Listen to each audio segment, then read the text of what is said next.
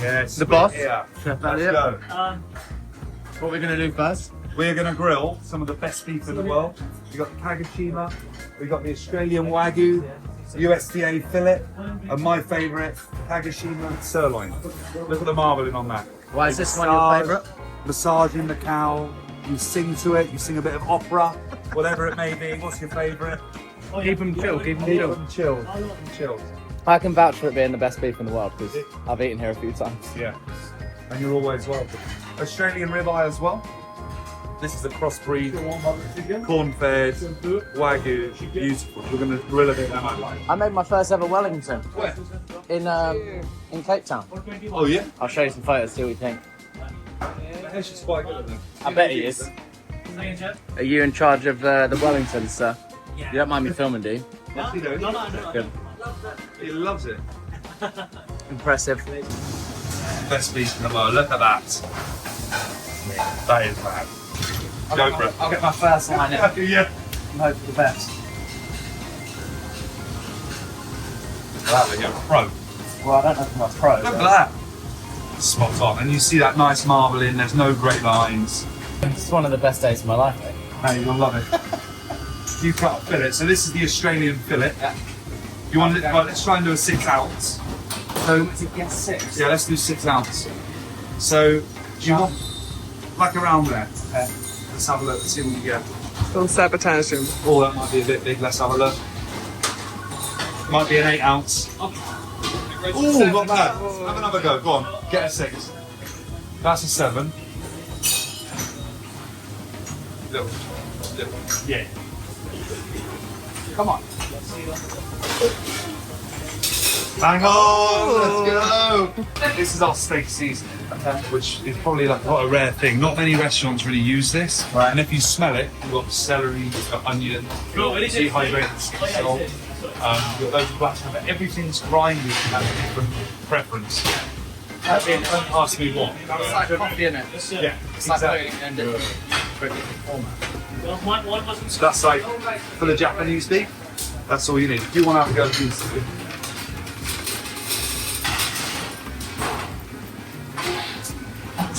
And you see it's got like a proper char. Yeah. That's good. And then that's how you get the good. They call it quadrillage. Quadrillage. Okay. Or barma. What a large bar. So I'll let you get some. You can get these on with your hand. Yep. They're Japanese. I would put like there, like there, and then slightly forward towards you. And as you can see in the second, it's raging hot. Yeah. This one here. Yeah. And that one really goes. You could have even gone longer on that, to be honest. Yeah. Yeah, perfect. There. Right, yeah. These two. And that, because it's got less fat, you can go in the middle. That's raging. Alright, see you later. This one can be flipped over. Again, the Japanese burns quick. Yeah. Now you see that? But no, it's perfect. Yeah. That's fine. I'll eat it. Flick that over.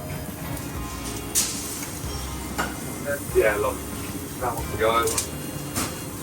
Look at that. That one can go over. Spot that. And then, what we'll do, this is the love brush. So there's a little bit of clarified butter, garlic.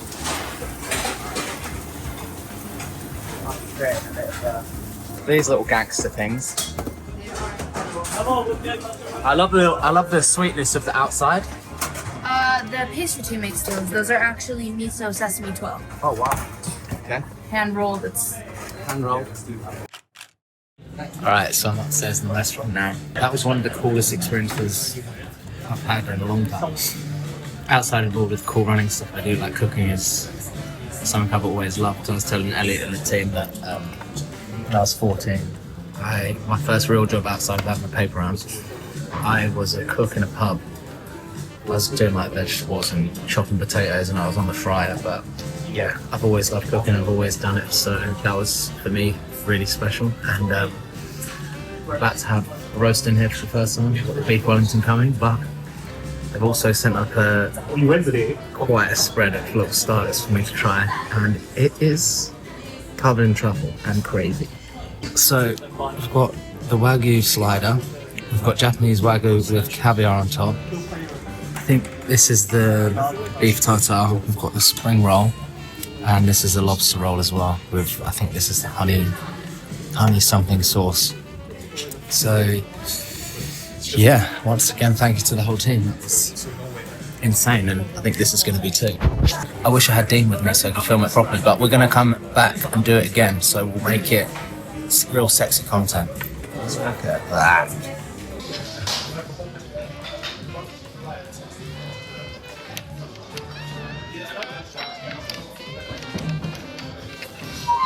Wow. My mouth's watering. I'm about to dribble. Now, you might not be able to see what that is because there's, again, a lot of truffle on top.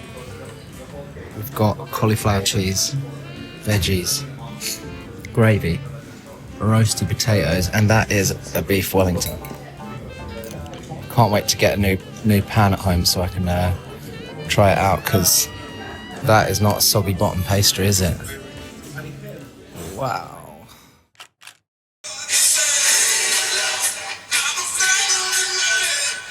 We might get away with this because it's Hall & Oates live from Dublin. I'm home from my Euro trip, trying to organise chaos. This is how good it's been home. Back to 100%. This is your first perfect sleep in the past 30 days. Makes sense. Makes sense. 8.5 hours sleep. As soon as I arrived, I ran. I coined the term a while ago.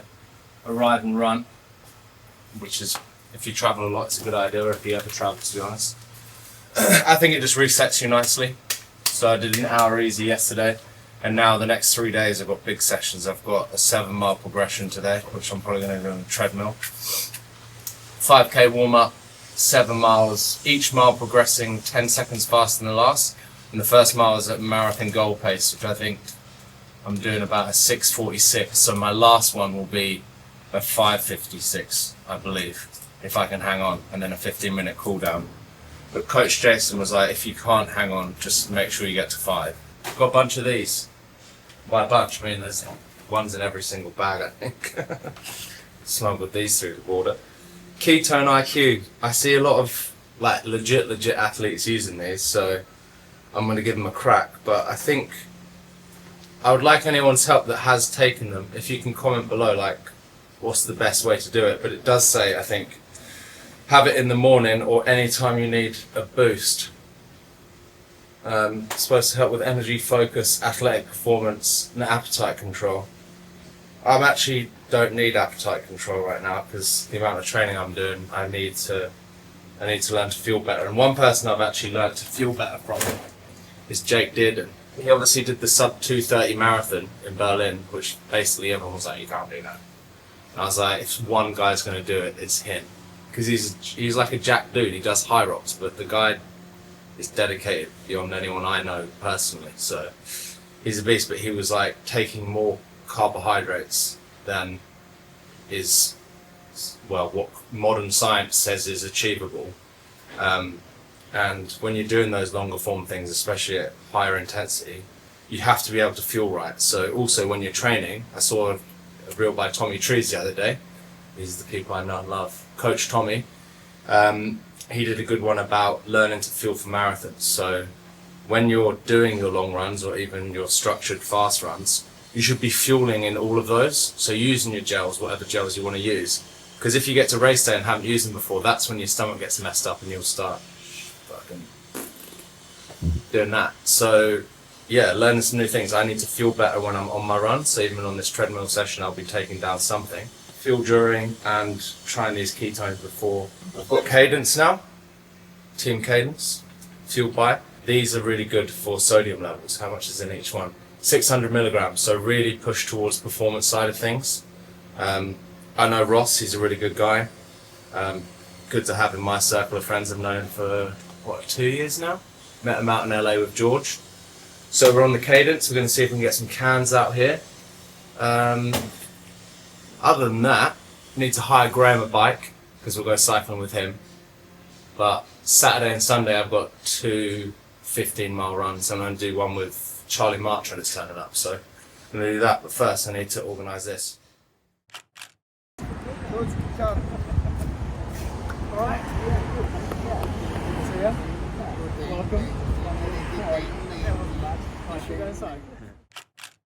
What are you, 4 months away now from Yeah, well, in the 3. road? No, 3. February, March, 2. 2 months. You see, Yeah. This is about the point of, oh, no, I was just slightly over 3 months out. I started training, so. started training properly. Yeah, you don't want to launch too early. You might get bored of the training. So this is prime time now. I also kind of agree. There is just the danger of the overtraining, and I think the best thing in what we do, Chris, is it's like the foundation you built first, right? And then if you can tune up well enough just before, then you can't train to run for a month. Ned went the Great Eastern Highway, which is a bit further, but you're on the main road. The route I went was, so he went slightly north and I went more directly west, but I got fucked by the road being closed because you get to the height of Norseman Road, and whichever way you sort of go west, you can sort of choose your route a bit, but you're going to get to the height of Norseman Road, like a 300-kilometre section, and a bit of rain and it just turns to mud and they close it. So you say the road was closed, but you could still take that smaller vehicle on it. Yeah, so they had some barrier stuff up, which you could drive around. Okay. But then we're also like, well, how bad is it? Like, is it our own peril that we're just going to drive, get bogged, and then, so like I found the number for the local council and we rang them, we're talking to them, and they were like, yeah, don't rip it up the road with the big truck and don't drive too fast, but if you want to go slowly through it at your own peril, then you can do that. So they were concerned about people driving fast down it and sliding off the road and killing themselves, because that's happened a number of times before. We've discussed beforehand, it almost being so flat can be problematic. But if you've made it that far across already and you've stayed flat, maybe like taking that more mountainous route would be like the muscles that you've already disintegrated that you haven't been using by climbing might have just totally fucked off. So it's like the first day I hit the mountains there, and there are some ranges in the earlier part, but you go over that air highway across the Nullarbor for a week and a half, and that's super flat. And then we got to that Flinders, and I powered the first day on the hills there. Yeah. Had a cracking day. It felt great to sort of, like you're saying, it probably, those muscles did probably wear away a bit, but they're probably a little rested at that point. And then, it gets a lot hillier in New South Wales. Like the Great Dividing Range at the end spanked me. I think it was like there was plenty of water for drinking that you'd be able to get from the roadhouses. It was more, I guess, and probably enough for cooking. It's more like if you're having showers in the RV, or depends if you stay in the roadhouses. The roadhouses are like, it's very basic accommod, but like it's comfortable. Like, or you're just begging for a plain bed and a shower, shower and bed, and you're just stoked. So the roadhouses are excellent for that. Right, we'll let you to bed. Yeah. Thanks, Chris. You're welcome. Thanks. All right. Good luck with the training and planning. Cheers, mate. Appreciate it. Take it easy. Love to the kids as well. That is very helpful. It's good. I mean, so that's the map that's the route we mapped out. Yeah. So that Google Sheet reflects that route he's talking about, Brookton into that Norseman, Hayden Norseman Highway. Yeah. It'd be good to pull his Strava days as well. Mm-hmm. I talked to Robbie a little bit about those like sleeping accommodations, RV logistics stuff. He's still like, you got to figure out how to get a tour bus. Madonna.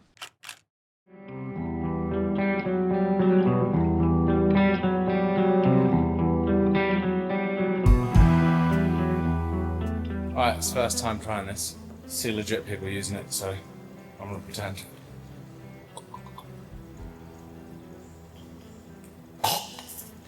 Oh my god. Better be worth it. I've got a 5k warm up, and then I worked up my speeds in kilometers an hour because all my training's in miles. So first mile is at 14.1, 14.5, 8, 15.2, blah blah blah, and that's mile 7. If I can make it to 5, Jason said that's good. Obviously I'll push for 7.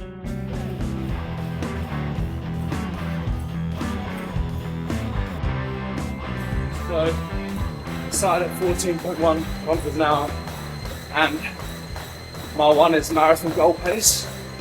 Now, this pace is like 2:59, 40 something. I've obviously done faster, only by a few minutes, but I don't know really where I am for a marathon goal pace time now. So, even if I would push a marathon, that meant I was like 3:03, 3:04. Or even went down as like 2:57. This pace should be, as I say, somewhere in the middle where I can't get it too wrong. Yeah, I've done this pace for a marathon 3 times. Done sub 3 twice. Well, 3 times if you count an unofficial one around Battersea Park, which was 2:50 actually. That was years ago.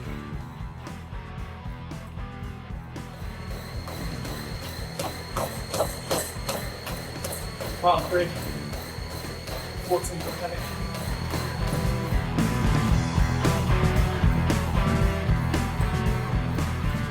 Up to 15.6 onto mile 5. The only blessing is this one faster than the last one, faster than the one before, and so on and so forth. That's the only comfort you get from progressions, knowing that each mile or kilometre what you're doing is faster than the one before.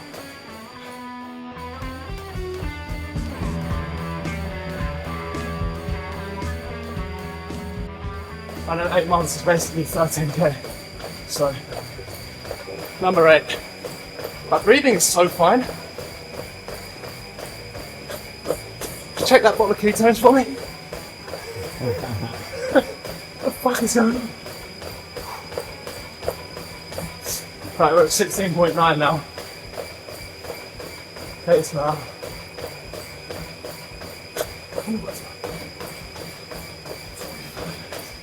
Actually, it does kind of make sense. Because 11k into 44 minutes is like holding a 4-minute per K pace. And I know I can do a 10k in about 37 minutes, so whilst this is going to higher speeds than I do, the progress is, I don't know, warm me up into it. So, let's see if we can do more than that.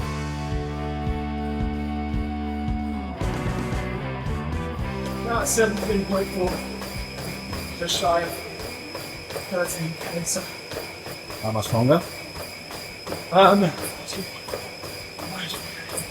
400 meters.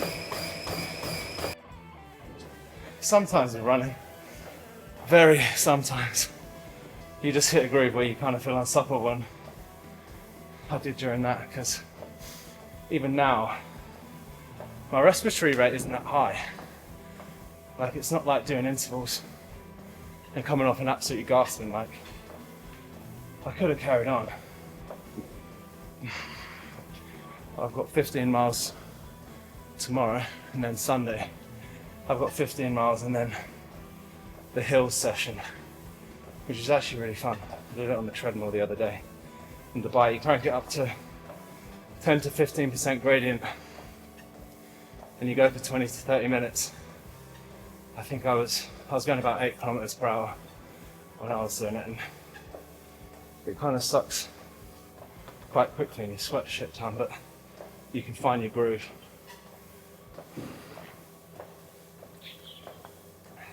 Maybe this is the moment it clicks. There's always a moment in a block where you, well, and then you get sat down in your ass again by something else, but good combinations. Finally back, sun shining. I've got a great treadmill I can use, because if I was trying to do it down there, aside from being extremely windy, it's also hella busy. So, and not exactly flat. I'd be like, I could go around the prom and do like loops of stuff. It's not the end of the world, but when you want to do a really structured session like that, and have all your speeds down if you need them, or whatever you need. Treadmill is king. These shoes are sick, by the way. Really quite good. Cool. Brooks. Hyper real. Well, they remind me of a more old school fast running shoe before carbon plates. They still give you a lot back, but they're super lightweight. I'd be interested to know what the what gram they are, but fuck me, I feel brilliant. Feet feel absolutely fine. I already can't wait for tomorrow. Okay, we've got 15-mile easy. It's Saturday. We've got one more to do tomorrow. This might have been the difference yesterday, so I absolutely sent it. So let's give this a crack. Have you tried one yet? You have. I have it. It does, but yeah, it tastes like fucking. Oh! I think that guy's gonna help me one taller than me.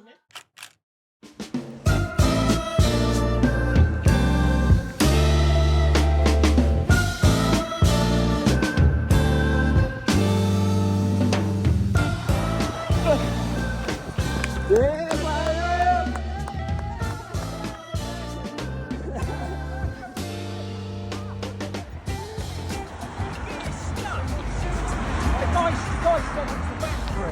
Oh, no, I did the battery up recently. Oh, it's driving me fucking nuts. What, you can't go down on anything? No. Oh shit, I did charge the battery, like, it's supposed to have a 200-mile life. I've got, it's such a lovely bike, Yeah. and it's really pissed me off. Sorry. No, it's not When did your it go? fault. Well, just coming out of helping you say. No, I hadn't done very many miles at all. Yeah. So I didn't realise how far I'd climbed. Yeah, but you've gone on the small cog. No, yeah, but when I tried to change, when I'm on the big cog, Yeah. and I'm trying to change up and down, Can I just have a go on it, it please? jumped straight Get to up the there. small cog.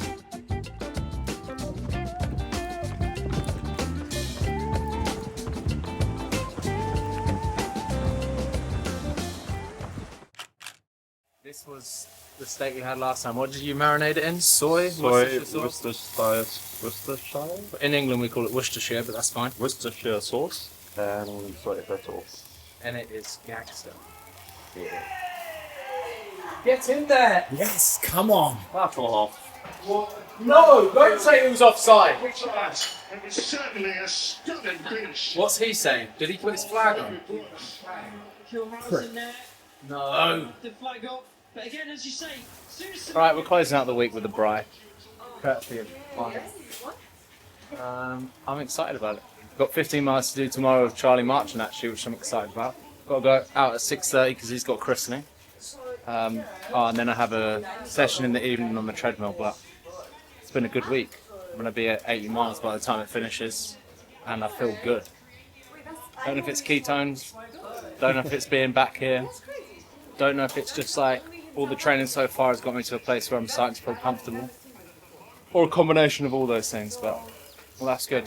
See you next week.